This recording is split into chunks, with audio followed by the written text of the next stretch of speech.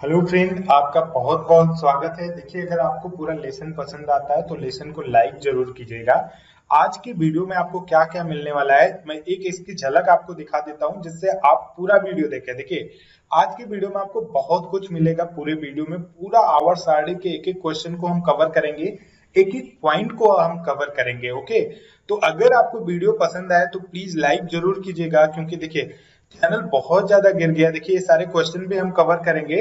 ठीक है, ये सभी क्वेश्चन हम कवर करेंगे। तो अगर वीडियो आपको पसंद आए तो लाइक जरूर कीजिएगा और वीडियो पूरा देखिएगा, और पॉसिबल हो सके तो शेयर भी कर दीजिएगा। ज्यादा से ज्यादा शेयर कीजिएगा, लाइक करना नहीं भूलिएगा। और बीच बीच में मैंने आपसे क्वेश्चन पूछा है, तो आप मुझे सपोर्ट करने के लिए उन क्वेश्चन का आंसर जरूर दीजिएगा। ठीक है, आप अगर आंसर किसी चीज का देते हो तो उससे हमें पता चलता है कि जो है आप हमारे वीडियो सीरियस देख रहे हो।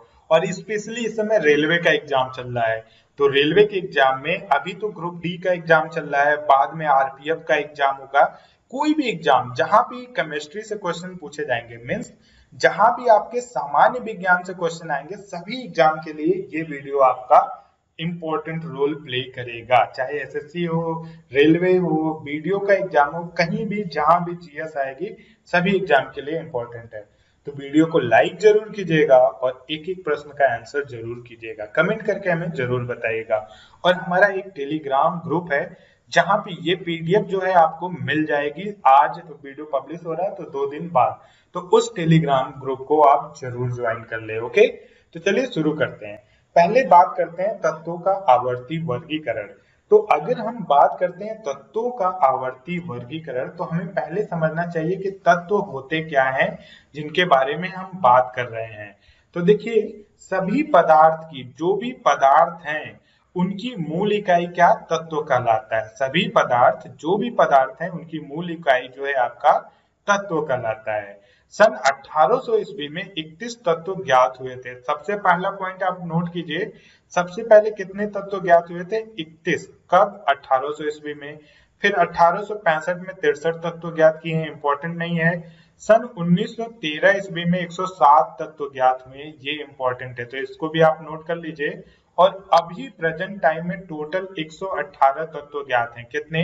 118, जिसको मैंने लिखा है 98 प्लस 20। ऐसा क्यों लिखा हूं, वीडियो आगे तक देखिए, एक एक पॉइंट आपका क्लियर करूंगा। ओके, अब बात करते हैं तत्वों का आवर्ती वर्गीकरण। तो तत्वों का वर्गीकरण अलग अलग रसायन शास्त्रियों ने अपने अपने विचार में किया है, और जो सबसे सही है वो एक लेवल में। देखिए कैसे, सबसे पहले आपका जो है वर्गीकरण किसने किया है? डोबेराइनर ने। फिर न्यूलैंड ने अपना नियम दिया, देन मेंडलीफ आए, और उसके बाद मोसले। ठीक है, तो जो सबसे हम लोग मानते हैं वो मोसले का नियम है, लेकिन हम चारों नियम पढ़ेंगे क्योंकि चारों नियम से क्वेश्चन आते हैं। डोबेराइनर ने क्या बोला? डोबेराइनर का त्रिक सिद्धांत है। तो ये क्वेश्चन आता है किसका त्रिक सिद्धांत है आवर्ती वर्गीकरण को लेके? तो डोबेराइनर का त्रिक सिद्धांत है। न्यूलैंड का क्या है? अष्टक नियम या अष्टक सिद्धांत। तो ये क्वेश्चन आ जाए कि किसका अष्टक सिद्धांत है, तो न्यूलैंड का जो है आपका अष्टक सिद्धांत है। आवर्त सारणी के बारे में किसने बताया? अगर ये क्वेश्चन आता है तो मेंडलीफ ने जो है आपके आवर्त सारणी के बारे में बताया। तो आवर्त सारणी का नियम किसका है? मेंडलीफ का। और क्वेश्चन आ जाए कि आधुनिक आवर्त सारणी के बारे में किसने बताया? तो मोसले ने आधुनिक आवर्त सारणी के बारे में बताया। अब हम एक एक क्वेश्चन को एक एक के बारे में ध्यान से पढ़ेंगे, जिससे हमारा हर चीज क्लियर हो जाए। पहले हम देखते हैं डोबेराइनर का त्रिक सिद्धांत। जर्मन वैज्ञानिक थे डोबेराइनर। कहाँ के वैज्ञानिक थे? जर्मन वैज्ञानिक थे। ठीक है, इन्होंने तत्वों के गुणधर्म में निश्चित प्रवृत्ति होती है ये बताया। इन्होंने क्या बताया? कि तत्वों के गुणधर्म में एक निश्चित प्रवृत्ति होती है।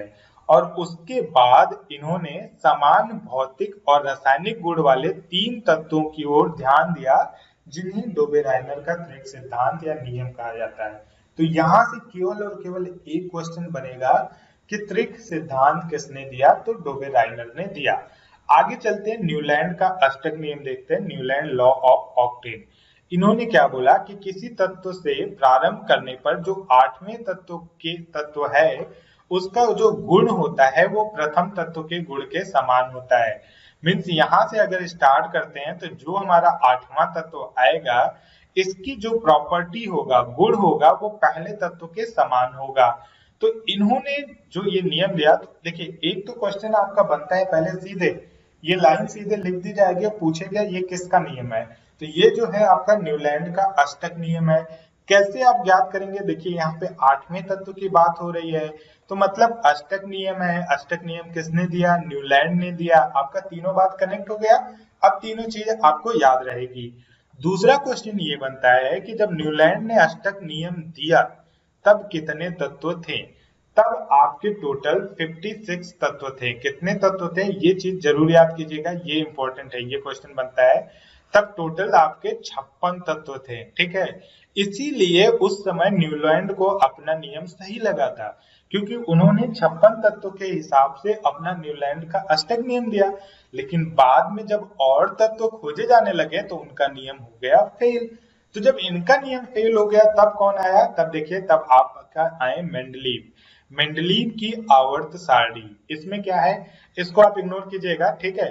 मेंडलीव कहाँ के रसायन शास्त्री थे ये क्वेश्चन बनता है। तो मेंडलीव जो है रूस के थे। रूसी रसायन शास्त्री मेंडलीव ने परमाणु भार के आधार पर, दूसरी इंपॉर्टेंट बात, जो मेंडलीव की आवर्त सारणी है किसके बेस पे है? तो ये जो है आपका परमाणु भार के आधार पर है। इस चीज को आप जरूर याद रखिएगा। कई बार क्वेश्चन आ गया है कि मेंडलीव की आवर्त सारणी किस पे बेस है? तो परमाणु भार के आधार पर 63 तत्वों का आवर्त सारणी इन्होंने बनाया। और मेंडलीव की आवर्त सारणी जो है कब प्रकाशित हुई थी? तो 1969 में प्रकाशित हुई थी। क्या क्या आपको याद करना है? पहला तो याद करना है कि मेंडलीव की आवर्त सारणी किस पे बेस है? तो परमाणु भार के आधार पर। जब इन्होंने बनाया तो कितने तत्वों के आधार पर बनाया? 63 तत्वों के आधार पर। और इन्होंने कब प्रकाशित किया? 1969 में। ये 3 पॉइंट इंपॉर्टेंट है।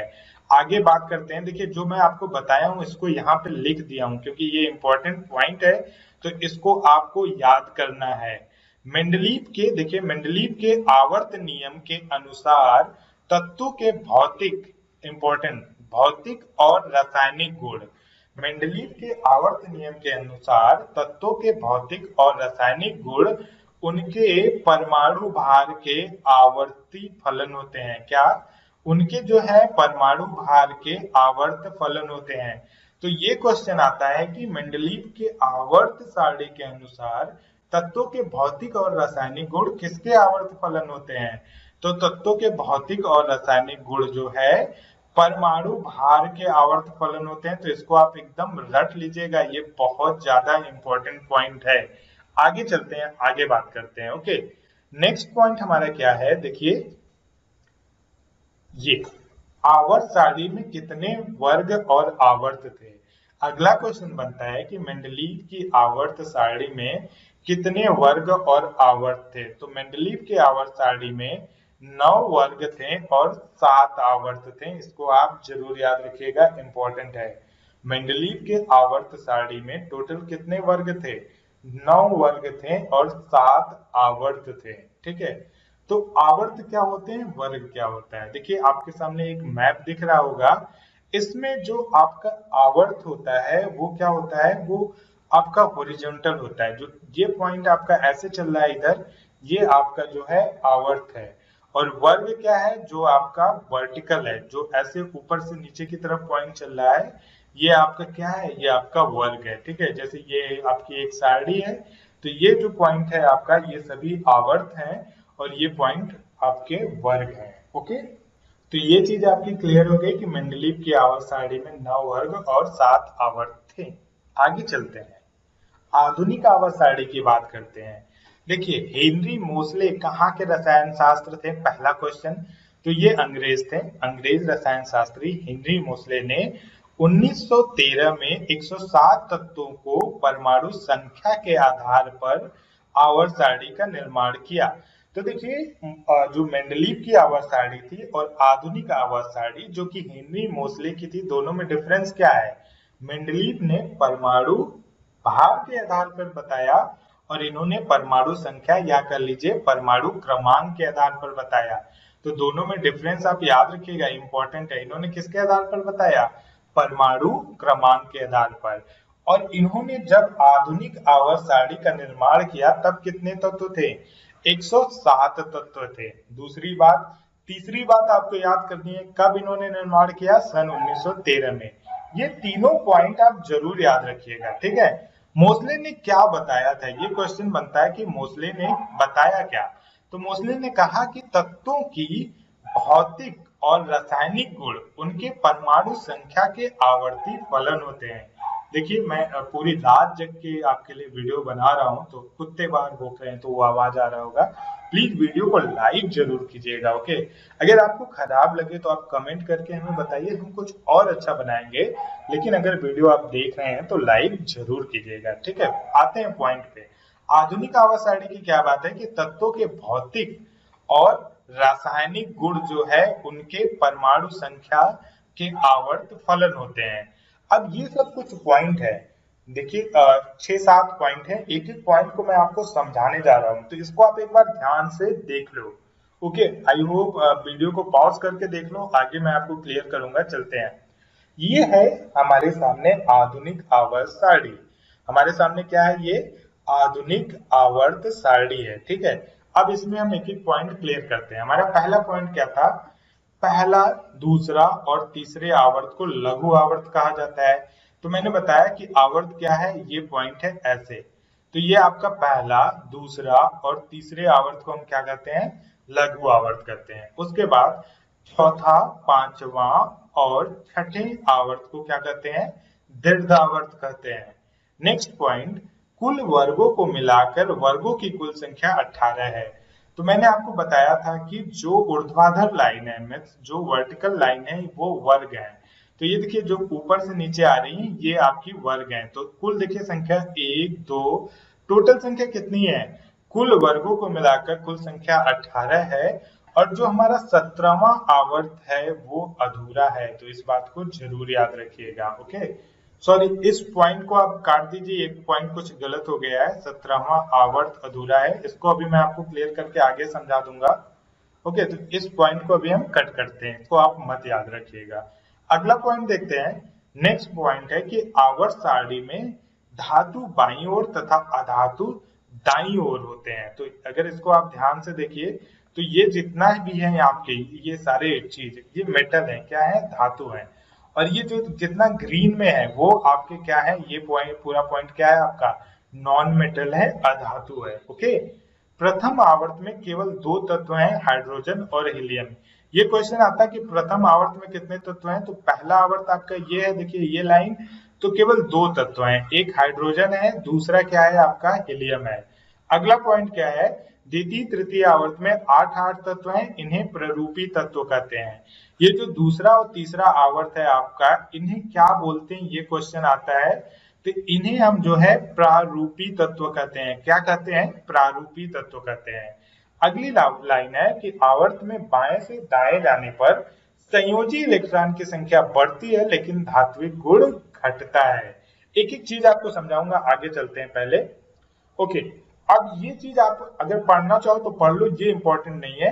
अब बस ये नाम याद करो, एस ब्लॉक के तत्व, पी ब्लॉक के तत्व, डी ब्लॉक के तत्व, एफ ब्लॉक के तत्व, ओके। तो आपको क्या याद करना? देखिए एस एवं पी ब्लॉक के तत्व को सामान्य तत्व कहते हैं। तो क्वेश्चन ये आ जाता है कि सामान्य तत्व किस ब्लॉक को कहते हैं? तो एस एवं पी ब्लॉक के तत्व को समान तत्व कहते हैं। अगला क्वेश्चन बनता है कि संक्रमण तत्व कहलाते हैं। तो संक्रमण तत्व जो है आपके डी ब्लॉक के तत्व कहलाते हैं। नेक्स्ट क्वेश्चन, दुर्लभ तत्व कौन से कहलाते हैं? तो दुर्लभ तत्व जो है आपके एफ ब्लॉक के तत्व जो है दुर्लभ तत्व कहलाते हैं। तो इतना क्वेश्चन बन सकता है। अब मैंने आपको पूरा आवर्त सारणी समझा दी। आवर्त सारणी से एक बहुत इंपॉर्टेंट क्वेश्चन बनता है आयनन विभव, आयोनाइजेशन पोटेंशियल। ये क्या होता है आपका? देखिए आयनन विभव जो है ऊर्जा की वह न्यूनतम मात्रा जो उस तत्व के एक गैसीय परमाणु की प्रथम कक्षा के एक इलेक्ट्रॉन को बाहर निकालने के लिए आवश्यक होती है, आयनन विभव कहलाती है, ठीक है। ऊर्जा की वह न्यूनतम मात्रा जो उस तत्व के एक गैसीय परमाणु की प्रथम कक्षा के एक इलेक्ट्रॉन को बाहर निकालने के लिए आवश्यक होती है, आयनन विभव कहलाती है। जैसे अगर मैं आपको थोड़ा सा समझाऊं तो मान लीजिए कोई तत्व है, ये इलेक्ट्रॉन का क्या कर रहा है, त्याग कर रहा है। तो जब ये इलेक्ट्रॉन को त्यागता है तो कुछ ऊर्जा की मात्रा की जरूरत होती है, कुछ ऊर्जा लगती है। तो जो ऊर्जा लगती है, जो एनर्जी इसको देना पड़ता है आपको, वही आपका आयनन विभव है। अगर हम इसको समझाएं तो x मान लीजिए आपका उदासीन परमाणु है, ठीक है। आगे मैं क्लियर किया हूं, आगे देखते हैं, ठीक है। पहले यहाँ पे कुछ पॉइंट नोट कर लेते हैं जो इंपॉर्टेंट बात है। ये बहुत ज्यादा इंपॉर्टेंट बात है। प्रथम आयनन ऊर्जा एक आवर्ती गुण है, ठीक है। जो फर्स्ट आयनन ऊर्जा है वो आपका एक जो है आवर्ती गुण है। आवर्त सारणी के किसी पीरियड में बाएं से दाएं चलने पर प्रथम आयनन ऊर्जा का मान बढ़ता है, किसी एक ही समूह में ऊपर से नीचे उतरने पर आयनन ऊर्जा का मान कम होता है। अब आइए डिटेल में समझाता हूँ। पहले तो आयनन ऊर्जा को किससे दिखा सकते हैं, ये बहुत ज्यादा इंपॉर्टेंट है, ये पूछा जाएगा, इसको नोट कर लीजिए। किलो कैलोरी प्रति मोल से या किलो जूल प्रति मोल से। आयनन विभव का मान हमेशा पॉजिटिव होता है, इस बात को जरूर याद रखिए। देखिए ये एग्जांपल मैं समझाया हूं कि x एक मान लीजिए उदासीन परमाणु है। जब इसको आप एनर्जी देते हो यहां से, इसी को हम क्या कहते हैं, आयनन विभव। इलेक्ट्रॉन अगर इसको त्यागना है तो इसको आपको एनर्जी देनी पड़ेगी, तभी ये इलेक्ट्रॉन त्यागेगा। और ये इलेक्ट्रॉन त्याग के क्या बन जाएगा, धनायन बन जाएगा और एक इलेक्ट्रॉन का त्याग कर देगा। तो एक इलेक्ट्रॉन को त्यागने के लिए जितनी ऊर्जा की जरूरत होती है उसे ही हम आयनन विभव कहते हैं, ठीक है। तो जब ये पहला इलेक्ट्रॉन त्यागा तो ये प्रथम आयनन हो जाएगा, सेकेंड इलेक्ट्रॉन त्यागेगा तो द्वितीय, थर्ड इलेक्ट्रॉन त्यागेगा तो तृतीय। तो यहां से एक क्वेश्चन आता है कि प्रथम आयनन विभव, द्वितीय आयनन विभव, तृतीय आयनन विभव का ऊर्जा, जो ऊर्जा निकलती है, जो एनर्जी हम उसको देते हैं, सॉरी निकलती नहीं, जो एनर्जी हम उसको देते हैं उसका सीक्वेंस क्या है। तो पहला आयनन विभव जब होता है, जब पहला इलेक्ट्रॉन निकलता है तो कंपेयर टू दूसरे इलेक्ट्रॉन से एनर्जी कम देते हैं। अगर तीसरे से कंपेयर करें तो पहले और दूसरे में कम देते हैं। तो इसका ये सीक्वेंस होगा, आपको इसी तरह क्वेश्चन मिलेगा और आपको इसी तरह वो पूरा मिलेगा। आगे बात करते हैं, देखिए अब यहाँ पे इंपॉर्टेंट चीज देखिए, जैसे आपका ये मैग्नीशियम है, ठीक है। मैग्नीशियम का परमाणु क्रमांक कितना है, 12। इसको जब आप इलेक्ट्रॉनिक विन्यास करोगे तो कितना होगा, 282 होगा। अब यहाँ पे क्या बात हो रही है, ऊपर से नीचे वर्ग ऊपर से नीचे चलता है। अगर आपको हो सकता है कि आपको यहाँ पे शो हो रहा हो, आवर सारणी शो हो रही होगी, तो उसमें देखिए ऊपर से नीचे जिसको हम क्या बोलते हैं, वर्ग। तो वर्ग में जो आयनन एंथैल्पी है, आयनन एनर्जी है, आयनन विभव है, इसका मान क्या होता है, कम होता है, ठीक है। इस चीज को आप जरूर याद रखिएगा कि आधुनिक आवर्त सारणी में ऊपर से नीचे चलने पर आयनन विभव का मान कम होता है। या ये क्वेश्चन बन सकता है कि आधुनिक आवर्त सारणी में वर्ग में आयनन विभव क्या होता है। तो वर्ग में जब आप ऊपर से नीचे चलोगे तो आयनन विभव का मान कम होता है। ऐसा क्यों होता है, इस बात को समझिए तो ये चीज आपको याद हो जाएगी। देखिए कोषों की संख्या बढ़ती है, परमाणु आकार बढ़ता है, तो प्रभावी नाभिकीय आवेश कम होता है। अब ये तीनों पॉइंट अगर आपको समझ में आया तो अच्छी बात है, नहीं समझ में आया तो कोई बात नहीं। आप धीरे से अपने सामने एक आधुनिक आवर्त सारणी रखिए, उसमें आप देखिए वर्ग में ये 3 तत्व हैं। पहला तत्व हाइड्रोजन, उसके नीचे आपको मिल जाएगा Li और इसके नीचे आपको मिल जाएगा सोडियम। हाइड्रोजन का परमाणु क्रमांक कितना, 1। Li का कितना, 3, तो इसका इलेक्ट्रॉनिक विन्यास 2 1 हो जाएगा, Kl। सोडियम का कितना, 2 8 1, तो KLm। अब यहाँ पे ध्यान से देखिए कि ये जो मैं फिगर बनाया हूं इसमें केवल K है, तो यहाँ पे केवल K होगा, ठीक है। तो यहाँ पे क्या हो गई, कोषों की संख्या कम है, ये ध्यान रखिए। यहाँ पे केवल आपका, मैं पेन ले लेता हूं, यहाँ पे आपका केवल एक कोष है, ये वाला, ठीक है। तो एक ही कोष है तो कोषों की संख्या कम है, तो परमाणु आकार छोटा है, तो प्रभावी नाभिकीय आवेश, ये जो पॉइंट होगा आपका, जो आपका इंटरनल पॉइंट है, ये आपका नाभिकीय, यहाँ से नाभिकीय आवेश लगता है, तो ये बहुत ज्यादा होगा, ठीक है। अब जैसे आप नीचे आए, 2 कोष बन गया, तो इलेक्ट्रॉन आपका यहाँ से बाहर जाएगा, ठीक है। तो परमाणु आकार आपका क्या हो गया, बढ़ गया, कोषों की संख्या क्या हो गई, बढ़ गई, तो प्रभावी नाभिकीय आवेश क्या हो जाएगा, कम हो जाएगा। तो ऊर्जा क्या होगी, कम होगी। देखिए ऊपर से नीचे आ रहे हैं तो क्या हो रहा है, आयनन एंथैल्पी का मान कम होता जा रहा है। अब यहाँ पे आते हैं तो देखिए यहाँ पे कितने कोष हो गए, इलेक्ट्रॉन तो यहीं से बाहर जाएगा, तो टोटल 1 2 3 कोष हो गए। परमाणु काल और बढ़ गया, प्रभावी नाभिकीय की आवेश और कम हो गया, तो इलेक्ट्रॉन और जल्दी बाहर निकल जाएगा। सिंपल बात। तो जो आयनन विभव की बात कर रहे थे, ऊपर से नीचे आने पर कम होता जाता है, और इसी तरह जब भी आप बाएं से दाएं जाएंगे, मोस्ट इंपॉर्टेंट पॉइंट इसको नोट कर लीजिए, ये इंपॉर्टेंट है। अभी हमने वर्ग की बात की, वर्ग में ऊपर से नीचे आने पर आपका जो आयनन विभव है वो क्या होता है, कम होता है, ठीक है। लेकिन अगर आवर्त की बात करें, आवर्त में हम कैसे चलते हैं, ऐसे चलते हैं बाएं से दाएं। तो आवर्त में जब हम बाएं से दाएं चलेंगे तो कोषों की संख्या कम होती जाएगी, परमाणु आकार घटता जाएगा, तो आपका जो आयनन विभव का मान क्या है वो बढ़ता जाएगा। इस पॉइंट को नोट करा दिया मैंने, इस पॉइंट को याद रखिए। जब वर्ग में हम ऊपर से नीचे चलेंगे तो आयनन विभव का मान कम होता जाएगा, और जब आवर्त में हम बाएं से दाएं चलेंगे तो आयनन विभव का मान बढ़ता जाएगा। अगले पॉइंट पे चलते हैं, इलेक्ट्रॉन बंधुता, इलेक्ट्रॉन एफिनिटी। ये आपका क्या होता है, किसी उदासीन गैसीय परमाणु की प्रथम कक्षा में बाहर से एक इलेक्ट्रॉन प्रविष्ट कराने पर कि जितनी ऊर्जा मुक्त होती है उसे इलेक्ट्रॉन बंधुता कहते हैं, ठीक है। ये इंपॉर्टेंट पॉइंट है। जैसे आपका क्लोरीन है, ठीक है, क्लोरीन के अंदर अगर आपको एक इलेक्ट्रॉन पहुंचाना हो तो ये हो जाएगा आपका Cl माइनस, और जितनी ऊर्जा मुक्त होगी, ये इंपॉर्टेंट पॉइंट है, इसको नोट कर लीजिए, 3.61 इलेक्ट्रॉन वोल्ट ऊर्जा मुक्त होती है, ठीक है। ये याद रखिएगा, ये क्वेश्चन पूछा जा सकता है। जितनी ऊर्जा मुक्त होती है उसे ही इलेक्ट्रॉन बंधुता कहते हैं। सबसे अधिक इलेक्ट्रॉन बंधुता किसकी होती है, क्वेश्चन पूछा गया है।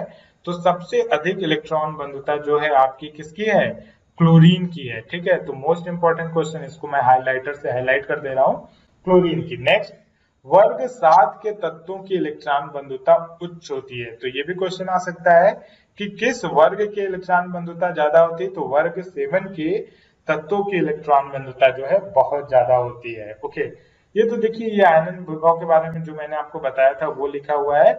अब यहाँ से इलेक्ट्रॉन बंधुता है, ठीक है, इलेक्ट्रॉन बंधुता मैंने यहाँ से क्लियर किया। आइए देख लेते हैं उस सब चीजों को एक एक करके। ये देखिए आपका क्लोरीन है, ये जो है एक इलेक्ट्रॉन को ले रहा है तो Cl माइनस हो जा रहा है, और इतना इलेक्ट्रॉन वोल्ट एनर्जी जो है आपकी निकल रही है। सेकेंड क्वेश्चन, जब एक बार इलेक्ट्रॉन लेगा तो पहली इलेक्ट्रॉन बंधुता होती है, जब दोबारा वही इलेक्ट्रॉन लेगा, जैसे क्लोरीन तो नहीं ले सकता, लेकिन ऑक्सीजन मान लीजिए पहले से ही माइनस है, ये एक इलेक्ट्रॉन ग्रहण कर चुका है, फिर से ये एक इलेक्ट्रॉन ग्रहण कर रहा है, तो ये आपका क्या हो जाएगा, O2 माइनस हो जाएगा। तो क्वेश्चन क्या बनता है कि जो एनर्जी है वो पॉजिटिव होगी या निगेटिव। देखिए ये भी माइनस है, ये भी माइनस है, तो यहाँ पे जो एनर्जी आती है वो पॉजिटिव आती है।